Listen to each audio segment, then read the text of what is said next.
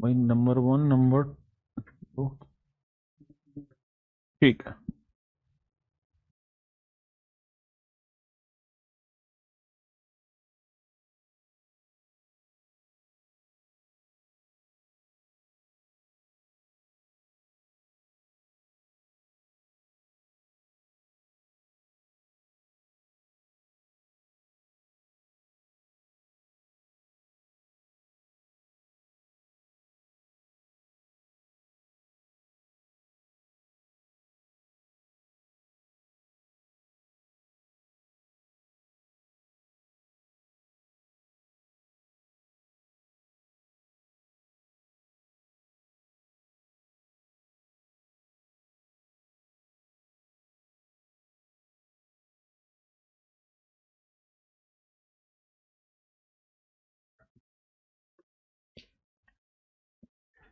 मेरे प्यारे बच्चों, आप सभी को नमस्कार। क्या हाल है भाई? आप सभी के खंबा घनी जी, आप सभी को प्रणाम मेरे बच्चे।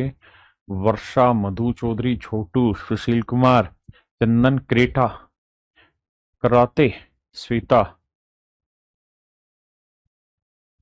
तो मेरे प्यारे बच्चों, आप सभी को नमस्कार, आप सभी का स्वागत है। बीच बीच में मैं आप लोगों के नाम पढ़ दूंगा।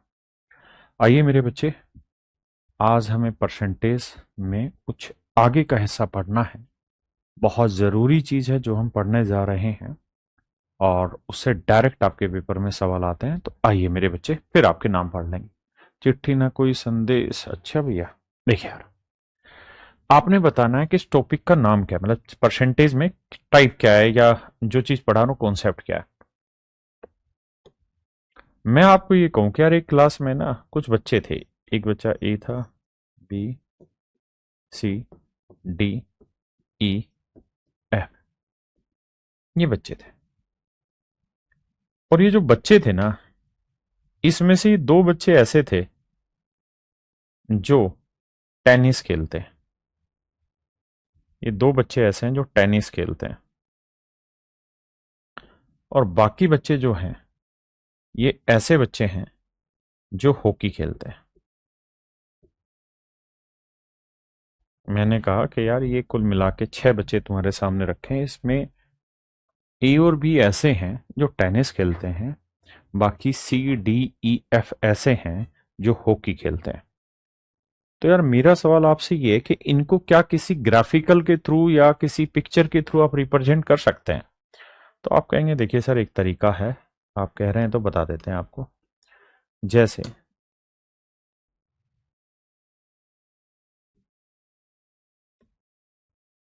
सर, ये जो लोग हैं, ये वो लोग हैं जो टेनिस खेलने वाले हैं। इसमें ए है और बी है। सर, ये वो लोग हैं जो हॉकी खेलने वाले हैं, और इसमें सी, डी, ई, एफ है। ऐसे करके पूरी यूनिट बनी हुई है जो इस तरीके से गेम को बांटते हैं। अब कहानी को ध्यान से समझना कि है क्या मतलब और कैसे काम होगा। भाई, हमारे पास यहां तक की इंफॉर्मेशन मैंने दी, और यहां तक की इंफॉर्मेशन आपने बिल्कुल ठीक तरीके से रिप्रेजेंट करके दे दी। चैप्टर का ना, टॉपिक का नाम बताना क्या है थोड़ी देर बाद। लेकिन मान लो अब कोई बड़ा टीचर आ गया और उसने कहा कि यार, जी, एच, ये दो ढक्कन ऐसे आ गए जिन्होंने पूरा संविधान बदल दिया, नियम बदल दिए। ये ऐसे थे जो टेनिस भी खेल रहे थे और हॉकी भी खेल रहे थे। ये दो ऐसे बच्चे, मेरे बच्चे, जो टेनिस भी खेल रहे थे, हॉकी भी खेल रहे थे। अब आपसे सवाल सीधा सीधा यहाँ पे एक चीज पूछी जा रही है यहाँ पे, और वो ये कि अगर ये वो बच्चे हैं जो टेनिस और हॉकी दोनों खेल रहे थे, तो यार अब ग्राफिकल रिप्रेजेंटेशन करके दिखाइए कि यार, इन सब का कैसे रिप्रेजेंटेशन होगा। तो भाई, जी और एच को अगर हम टेनिस में डाल दें तो यहां रह जाएगा, क्योंकि वो हॉकी भी खेल रहे हैं। तो फिर कुछ लोगों ने भी दिमाग दौड़ाया और कहा यार, ऐसा करो ना, ऐसे सेटिंग बैठाओ। कैसे? कि देखो यार, ये लोग वो थे जो हॉकी खेल रहे थे, ये लोग वो थे जो टेनिस खेल रहे थे, लेकिन इन्हीं में जी और एच, ये दो ऐसे खिलाड़ी निकले जो टेनिस और हॉकी दोनों खेल रहे थे। टेनिस और हॉकी दोनों खेल रहे थे।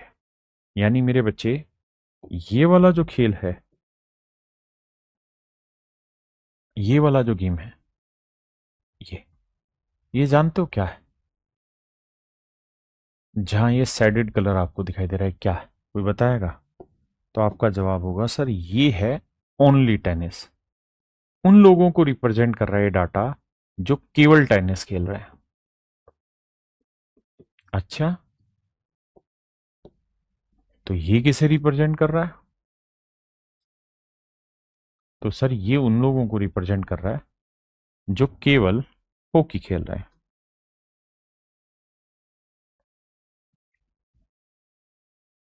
काहे नाराज हो गए भाई? ओनली हॉकी खेलने वाले, these are the people that places only hockey. ये हॉकी खेलने वाले हैं। तो सर फिर ये वाले कौन हैं? तो राजा बाबू, ये वो शैतान हैं जो हॉकी और क्रिकेट, ना हॉकी और टेनिस दोनों खेलने वाले हैं।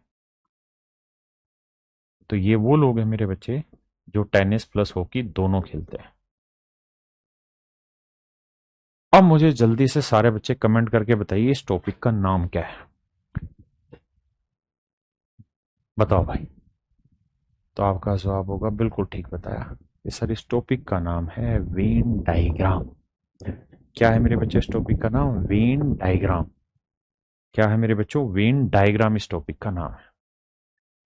तो अब हम जो पढ़ने जा रहे हैं वो वेन डायग्राम ही पढ़ने जा रहे हैं। ठीक है जी, वेन डायग्राम हम पढ़ने। आप किसी भी सब्जेक्ट की बात कर लें, किसी भी टॉपिक की बात कर लें, पेपर में सवाल इससे पूछे जाते हैं। ठीक है जी, वेन डायग्राम कहानी क्या है समझते हैं।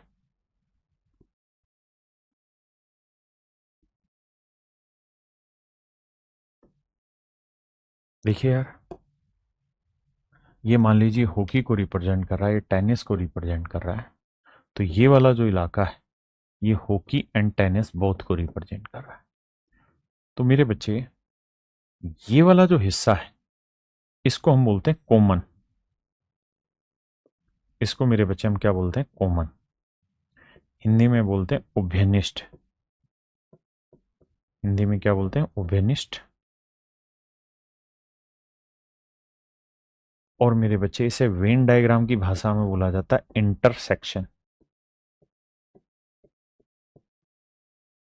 और इसका जो साइन होता है वो उल्टा यू होता है।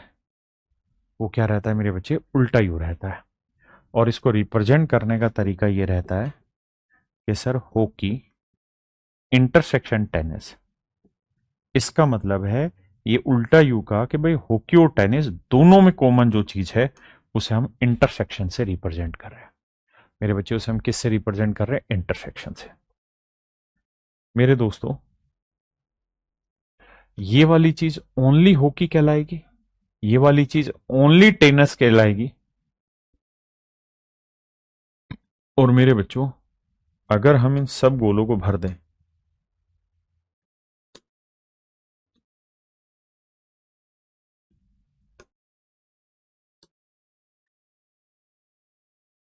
तो ये जो कहानी है पूरी, ये पूरा जो कलर कॉम्बिनेशन आपके सामने दिखा रखा है इन्होंने,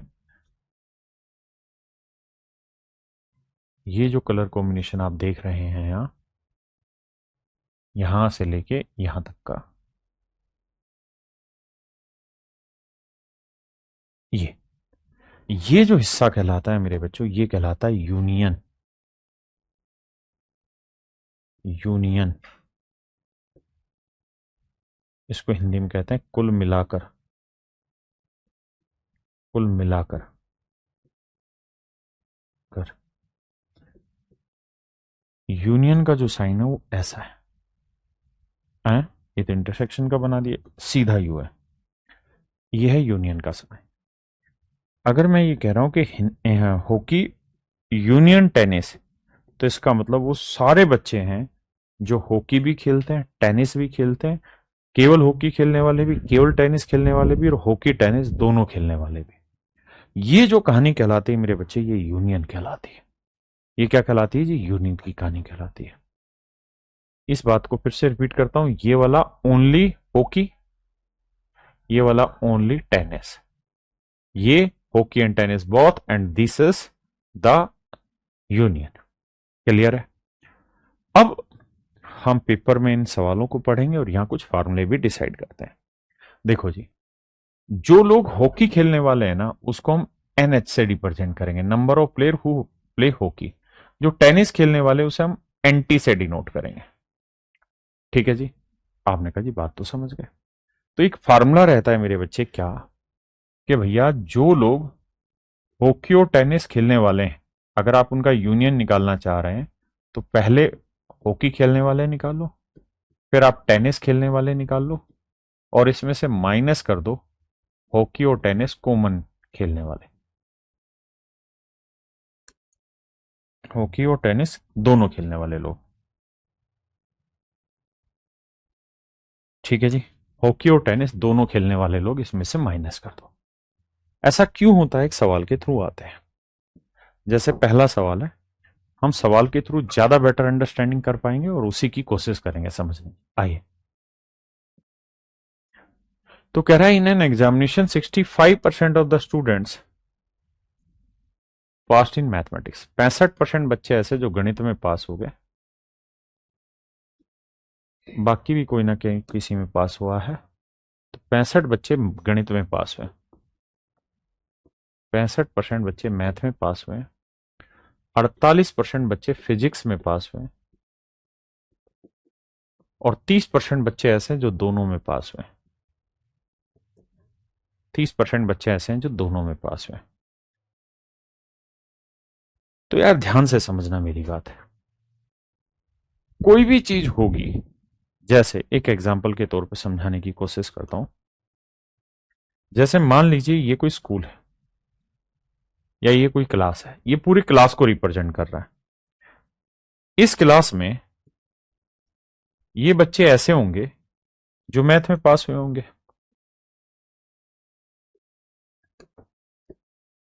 ये बच्चे ऐसे हैं जो हिंदी में पास हुए होंगे। हाँ भाई,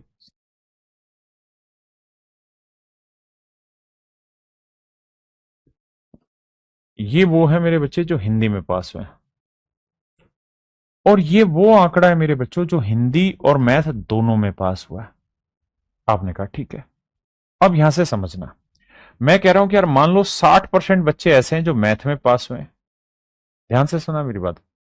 50% बच्चे ऐसे हैं जो हिंदी में पास हुए हैं, 50% बच्चे ऐसे हैं जो हिंदी में पास हुए हैं, 30% बच्चे ऐसे हैं जो हिंदी और मैथ दोनों में पास हुए हैं।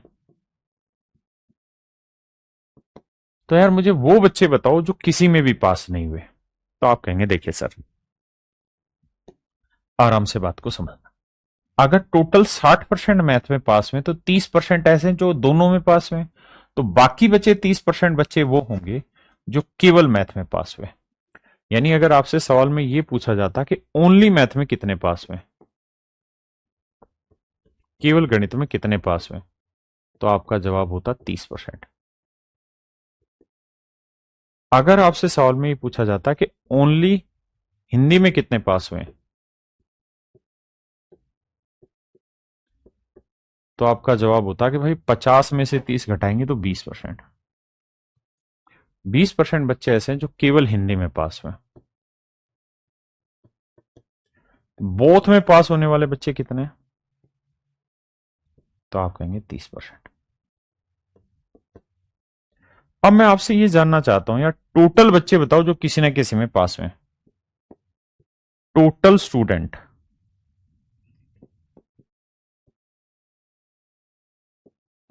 हु पास्ट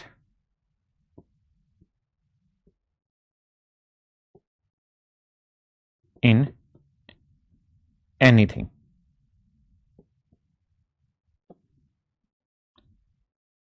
वो बच्चे बताओ जो किसी न किसी में पास हुए, चाहे वो एक में पास हुए वो भी लेने हैं, दो में पास हुए वो भी लेने हैं।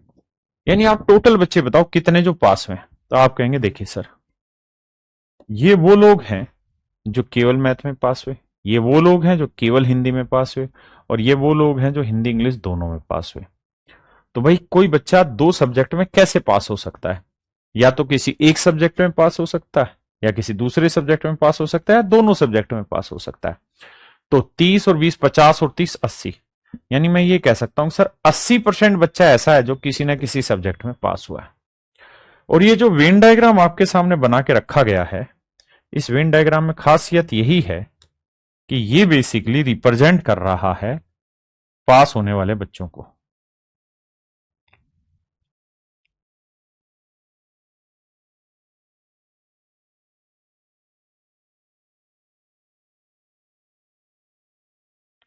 तो ये जो सर्कल है, ये पास वाले, इसमें केवल मैथ में पास होने वाले, केवल हिंदी में पास होने वाले और दोनों में पास होने वाले लिखे हुए।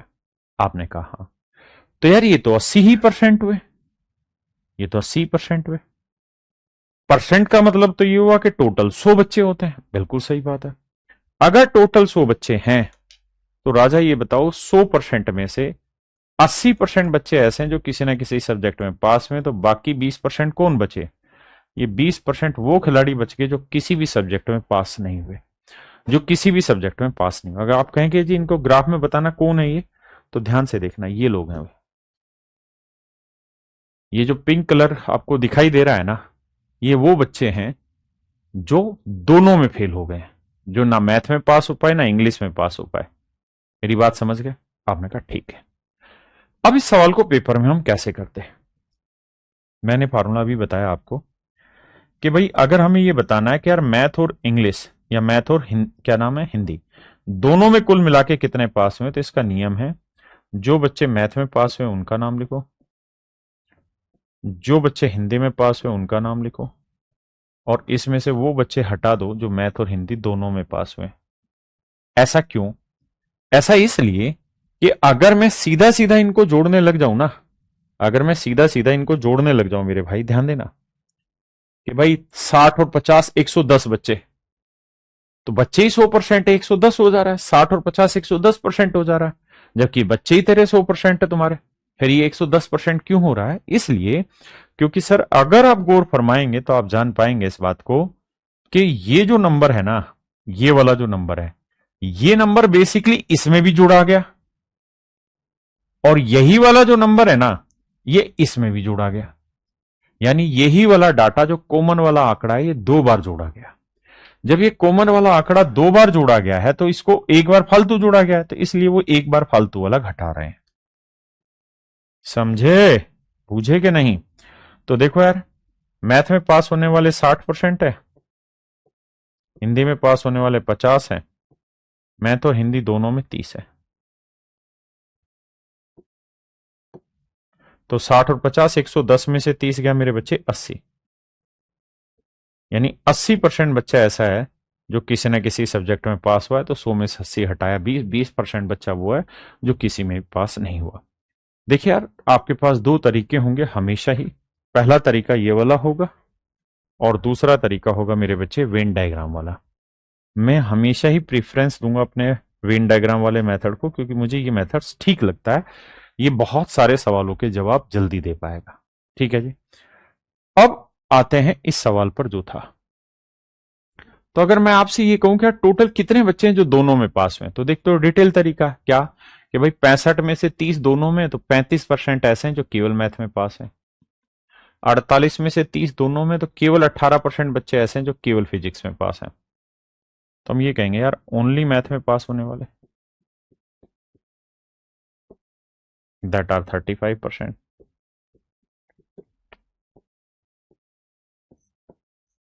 ओनली फिजिक्स में पास होने वाले, दैट आर 18%। बोथ में पास होने वाले तो वो है 30%। अगर मैं इन्हें जोड़ूंगा तो 8 5 13, 3 एक 4, 3 7 और 1 8, यानी 83% बच्चा ऐसा है जो दोनों सब्जेक्टों में पास हुआ है। तो मेरे बच्चे 100% बच्चे होते हैं। अगर आप 100% में से 83% को माइनस कर दें तो बाकी बचे 17%, यानी 17% बच्चे ऐसे हैं जो दोनों में फेल हुए हैं, और यही आपसे सवाल पूछा गया। दूसरा फार्मूला लगा सकते हैं। फार्मूला होता है जी n ए यूनियन बी का कैसे?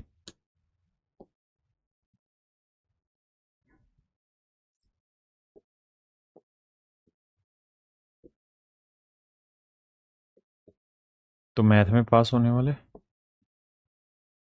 फिजिक्स में पास होने वाले, और मैथ और फिजिक्स दोनों में कॉमन पास होने वाला। तो भैया मैथ में पास होने वाले बच्चों की संख्या है 35, फिजिक्स में पास होने वाले बच्चों की संख्या है, सॉरी, मैथ में पास होने वालों की संख्या थी 65, फिजिक्स में पास होने वालों की संख्या थी 48, और दोनों में पास होने वालों की संख्या थी 30। तो सोल्व करोगे तो एन मैथ यूनियन फिजिक्स, तो यह आया मेरे बच्चे 83%। यानी 83% लड़का ऐसा है जो दोनों सब्जेक्टों में पास हुआ है। तो बाकी 17% वो होगा जो दोनों में फेल हुआ। जी बता रहा हूं देवप्रकाश। दूसरी बात ध्यान से समझिए, यहां ये सब मूर्खों के तरीके, आपको ये नहीं करना। आपने बस दिमाग ये दौड़ाना है, फालतू चीजों में दिमाग मत रखिए। यार टोटल 65 और 48, 8 5 13, 6 4 10 और 11, 113 बच्चे हो गए इस हिसाब से। लेकिन जो कॉमन डाटा था वो 2 बार जोड़ा गया, तो उसको 1 बार घटा दो, बस बात खत्म। आप मन ही मन ये चीज दौड़ाएंगे, ठीक है? आइए इस पे।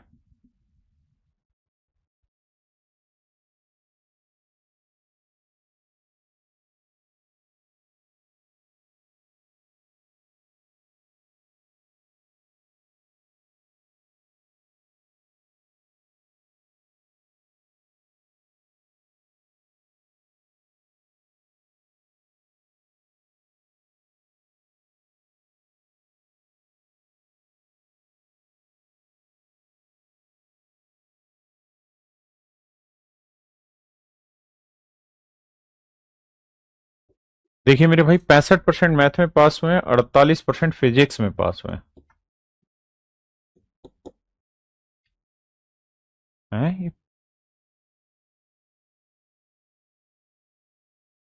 हैं? ये तो सेम ही सवाल उठ गया बे। अगले पे आओ।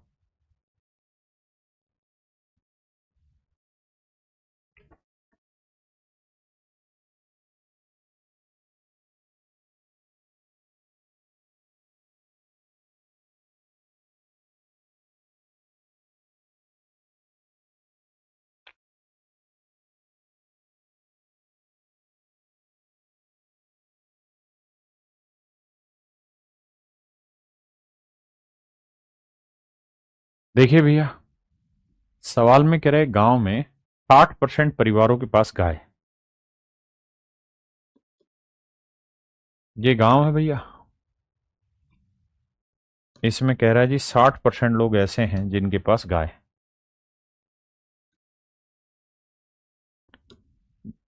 बाकी लोग ऐसे भी हैं जिनके पास भैंस है।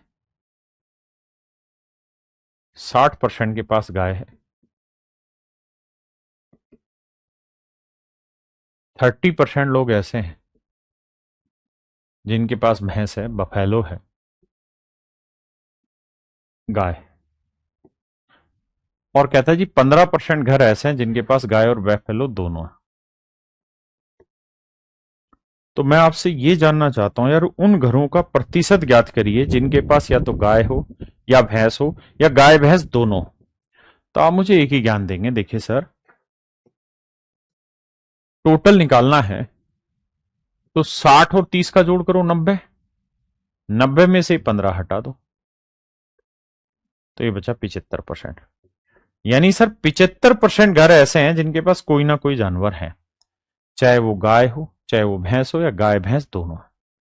तो इसका मतलब ये हुआ कि टोटल 100% घर होंगे, 100% में से 75% के पास कुछ ना कुछ है, तो बाकी 25% कौन हुए? जिनके पास कुछ भी नहीं है। आपने कहा बात तो सही है, यानी 25% लोगों के पास कुछ भी नहीं है, यानी टोटल फैमिली के 25% के पास कोई जानवर नहीं है। जबकि टोटल फैमिली है कितनी, सवाल में रखा है 96 परिवार है, तो 96 का 25% परिवार ऐसे होंगे जिनके पास कुछ भी नहीं है। तो 96, 25% की फ्रैक्शन 1/4, 4 से काटेंगे, आंसर आया 24। यानी मेरे बच्चे 24 परिवार ऐसे जिनके पास ना गाय है ना भैंस है। This is your right answer.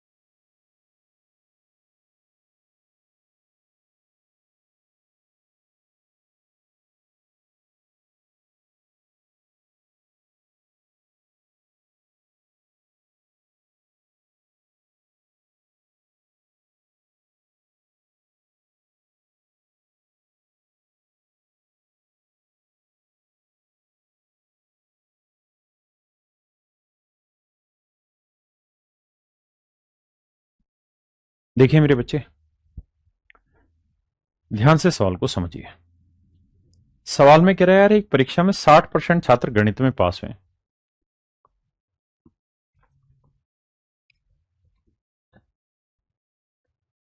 60% बच्चे मैथ में पास हुए,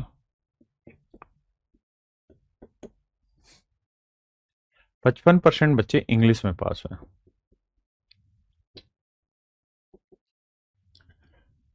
कुछ बच्चे ऐसे होंगे जो मेरे बच्चे दोनों सब्जेक्टों में पास हुए। और सवाल ने एक लाइन बहुत अच्छी कही।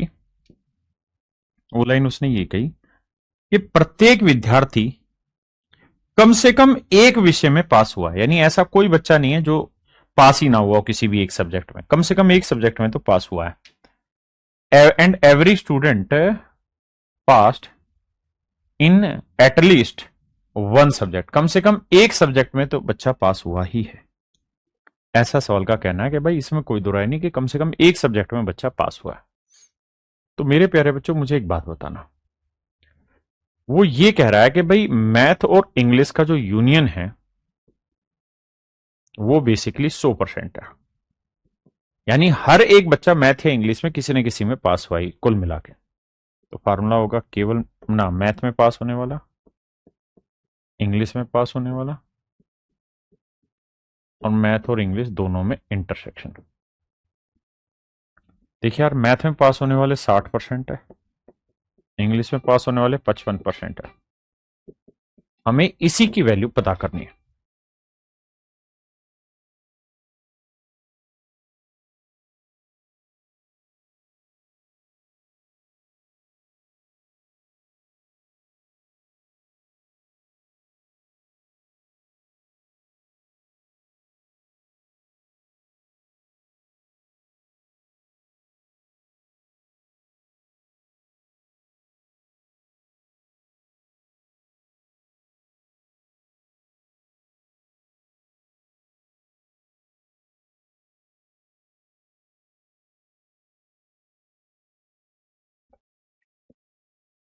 अब जोड़ेंगे इन्हें तो 60 और 55। तो भैया 60 और 55 हो गया 115, घटाएंगे तो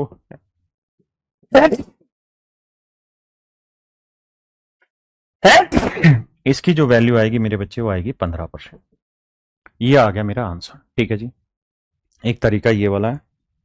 दूसरा तरीका ये है, जो समझदार बच्चे हैं वो इतना सब डिटेल नहीं करेंगे फार्मूला वार्मूला, वो सीधा एक चीज देखेंगे कि यार हर बच्चा ऐसा है जो किसी न किसी सब्जेक्ट में पास हुआ है। तो टोटल 60 और 55 115% हो गए। तो जबकि 100% बच्चे हैं, तो इसका मतलब बाकी जो 15% छात्र रहे होंगे वो ऐसे रहे होंगे जो 2 बार काउंट हो गए होंगे, जो इस वाले ग्रुप में भी काउंट हो गए और इस वाले ग्रुप में भी काउंट हो गए।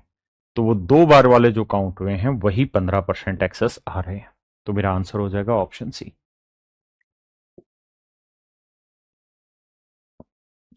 देखिए यार, कह रहा है 60 विद्यार्थियों की क्लास है मेरे बच्चों, टोटल कुल मिला के 60 बच्चे हैं भाई। इन 60 बच्चों में मेरे बच्चे 45 बच्चे म्यूजिक पसंद करते हैं, 50 बच्चे डांस पसंद करते हैं। कहता है म्यूजिक 45, डांस करते हैं 50 बच्चे,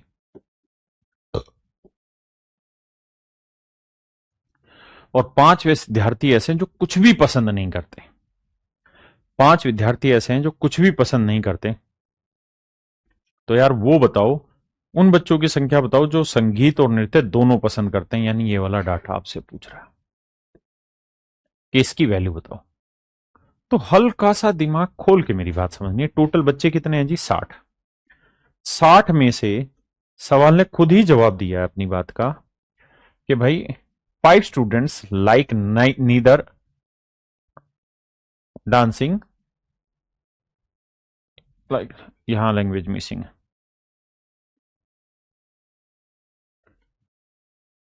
यहां चेंज करना भाई। 5 स्टूडेंट लाइक नीदर डांसिंग नोर म्यूजिक। अब ठीक लिखा गया। वो ये कह रहा है कि भाई 5 बच्चे ऐसे हैं जो ना तो म्यूजिक पसंद करते हैं ना ही नृत्य, है ना। भाई 5 विद्यार्थी कुछ भी पसंद नहीं करते, तो कुछ भी पसंद मतलब दो ही तो चीजें हैं, 10 चीजें थोड़ी ऑप्शन में रखा है। तो इसका मतलब 5 विद्यार्थी कुछ भी पसंद नहीं करते, तो इसका मतलब है कि नीदर वो डांस पसंद करते ना ही वो म्यूजिक। अब बात को आगे समझते हैं। तो 60 में से 5 बच्चे तो हैं ही नहीं इस ग्रुप में, तो बचे 55। यानी हम ये कह सकते हैं कि 55 ही लोग ऐसे हैं जो म्यूजिक और डांस पसंद करते हैं। तो अगर मैं फार्मूले से कराऊंगा तो ऐसे करूंगा कि देखिए यार, म्यूजिक और डांस का union, music dance, music and dance में common, and this is the part that we have to calculate. ये वैल्यू है मेरे बच्चे 55। अब देखिए, म्यूजिक पसंद करने वाले 45 है, डांस पसंद करने वाले 50 है। इसकी वैल्यू हमें फाइंड आउट करनी। तो 50 और 45 कितने हो गए भाई? 95। 95 में से 55 घटाएंगे तो वो बच्चे जो म्यूजिक और डांस दोनों पसंद करते हैं, दीज आर 40। और यही मेरा आंसर हो जाएगा। यही मेरे बच्चे मेरा आंसर हो जाएगा। ऑप्शन 2 बार लिखा हुआ है, माफी चाहता है। क्लियर है? अब दोबारा सवाल पर फोकस करते हैं कि पेपर में आप इस क्वेश्चन को कैसे टैकल करें। तो पेपर में टैकल करने का एक सीधा मेथड है भाई, 45 और 50 को जोड़ेंगे आएगा 95, जबकि बच्चे थे 55। बच्चे 60 थे, लेकिन इन 60 में से 5 तो कुछ भी पसंद नहीं कर रहे थे। तो इस हिसाब से पसंद करने वाले 50 और 45 95, जिसमें से 55 ही टोटल हैं बच्चे पसंद करने वाले। तो कितने फालतू हैं? 40। तो ये 40 बच्चे वो हैं जो ना म्यूजिक पसंद कर रहे हैं ना डांस। आइए भाई,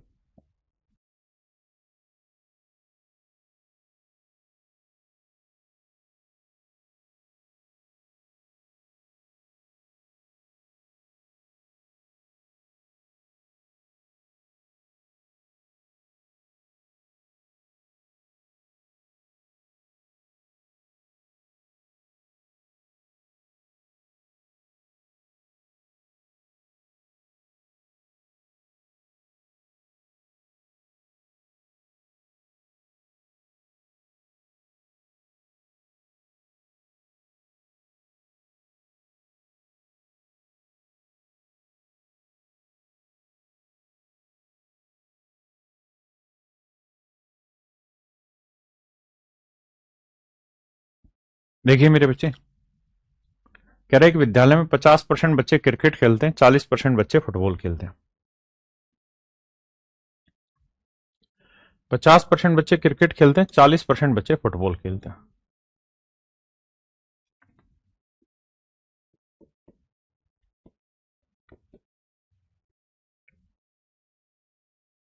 40% फुटबॉल खेलते हैं।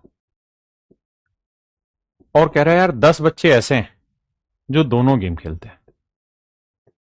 10% बच्चे ऐसे हैं मेरे बच्चे जो क्रिकेट और फुटबॉल दोनों खेलते हैं।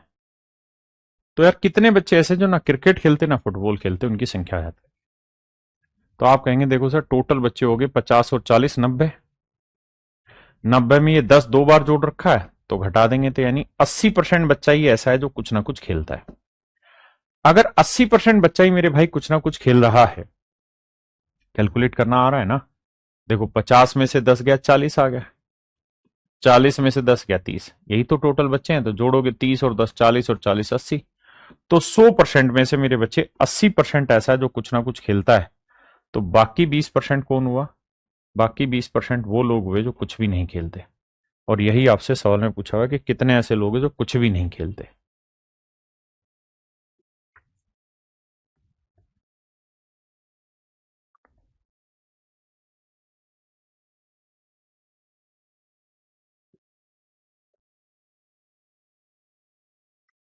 The number of people who speak Hindi और तमिल।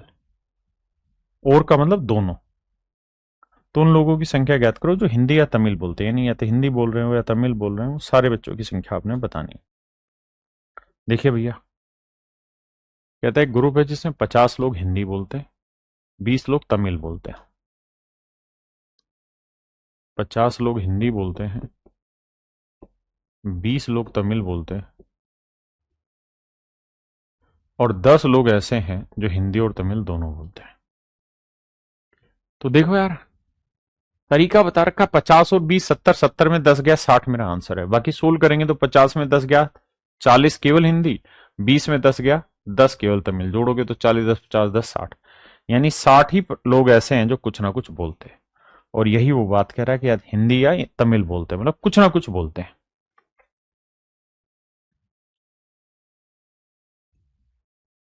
आइए भाई, सेकंड क्वेश्चन रह गया था।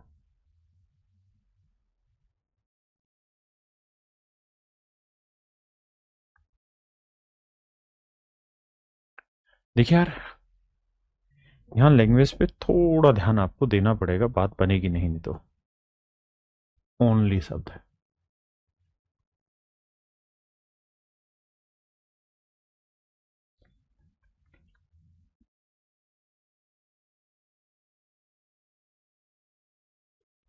देखिए जी,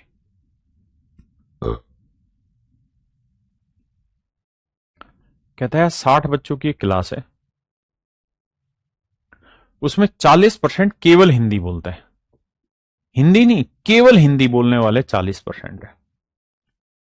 25% अंग्रेजी और बाकी दाना दोनों, 25% अंग्रेजी, केवल अंग्रेजी। 25% बच्चे ऐसे हैं जो केवल इंग्लिश बोलने वाले हैं। और कह रहा बाकी जो बच्चे हैं वो सारे के सारे वो हैं जो दोनों भाषाएं बोल सकते हैं। कहते हैं in class of 60 student 40% can speak only Hindi, 25% can speak only English and rest of the student can speak both the language. बाकी बच्चे ऐसे बच्चे हैं जो दोनों भाषाएं बोल सकते हैं, कोई भी ऐसा बच्चा नहीं जो कुछ नहीं बोल सकता हिंदी इंग्लिश में, सारे हिंदी या इंग्लिश में कुछ भी बोल सकते हैं। अब हमें पता करना है कि यार टोटल कितने बच्चे जो हिंदी या इंग्लिश बोल सकते हैं।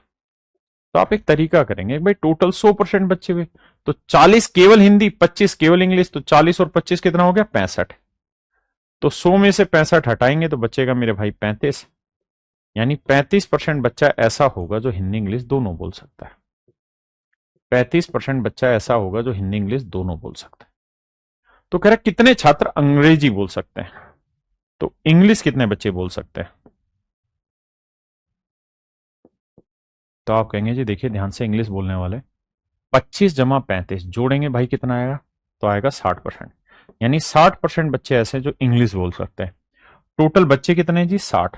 अब 60 बच्चों का 60% निकाल दो, 60 बच्चों का 60% निकालोगे तो ये आएगा 36, यानी 36 बच्चे ऐसे हैं जो इंग्लिश बोल सकते हैं।